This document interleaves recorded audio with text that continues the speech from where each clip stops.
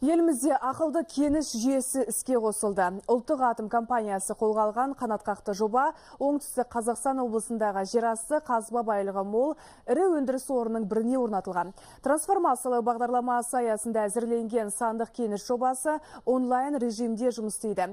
Енді кәсіпорынның жұмыс барысын Астанада отырып бақылауға болады. Жаңа жүйе ақауды дер кезінде анықтап, өндіріс қуаттылығын арттыруға жол ашады дейді мамандар. С этого рудника началось внедрение программы «Цифровой рудник».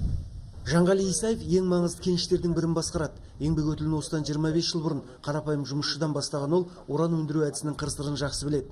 Озық технологияның арқасында тіпті 800 метр тереңдікте жатқан жерасты қазба байлығын алуға қол жеткізіп отыр. Өндіріске енгізілген жаңа сандық жүйенің жұмысты біршама жеңілдеткенін айтады. Дегенмен қырағылық қай кезде де қажет дейді басшы.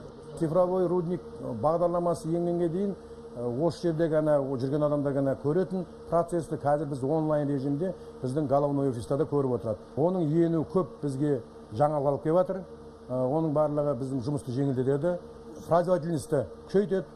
Ұлттық компанияның қанатқақты жобасы әзірге Бетпақ-Дала төсінде жатқан бір ғана еншілес кәсіпорынның Қанжуған, Уванас, Мыңғұдық, оңтүстік және орталық Мойынқұм кен орындарында қосылған. Болашақта барлық өндіріс орындарын қамту жоспарда бар. Сандық кеніш жобасының тұсауын кескен мамандар бұл жүйе қызметкерлерінің уақытын үнемдеп, өнімділікті арттырады. Сонымен қатар уран өндіру кезінде қолданылатын химиялық реагенттерді ұзақтан қадағалап, қондырғылардың ақауын дер кезінде қалпына келтіруге мүмкіндік береді дейді.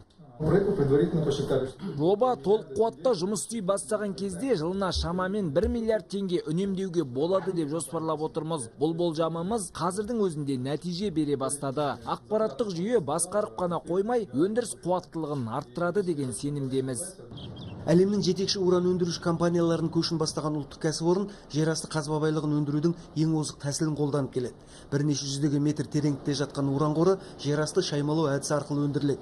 Химиялық қоспалар ұңғыма арқылы жерге құйылып, қайта сорып алынады. Сол кезде уран жерден сұйықтық ретінде шығады. Одан уранның шала тотығы мен химиялық концентрат алынады.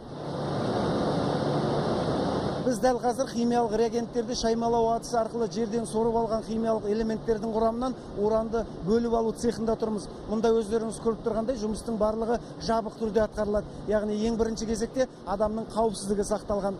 Қазақстан дәл қазіргі таңда дүниежүзі бойынша уран қорынан екінші орында тұрса, соның тең жарымнан астамы оңтүстік Қазақстан облысының аумағында жатыр.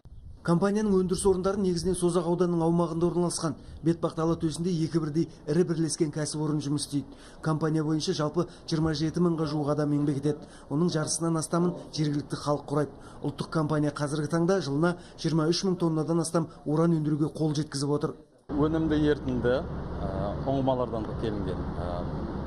Сорбциялық колонналардың ішіне өткен кезде сорбциялық колоннаның ішінде ионит бар. Ертінді өтіп бара жатып өзінің бойындағы уранды ионитке беріп кетеді. Иониттен уранды бөлініп алған ертінді, бай ертінді, ол товарный диссорбат, өнім товарлы диссорбат деп айтылады. Бұл өнім ары қарап Афинажол заводына жіберіледі. Сол жерде Афинажол заводы арқылы өтіп, уранның шала тотығы алынады. Сұйықтық Қанжуған кенішінде өңделеді. Кәсіпорын бірнеше уақыттан бері уранды жергілікті жерде жасалатын темір бөшкелерге құйып шығарып жатыр. Сонымен бірге өндіріске қажетті басқа да тауарларды тек жергілікті кәсіпкерлерден сатып алады. Ал Қазақстанда жасалған деген белгісі бар отандық өнімге өзге елдерден сұраныс көп. Қанат Жүнісбеков, Ерболат Әбіш, оңтүстік Қазақстан облысынан 24 кз.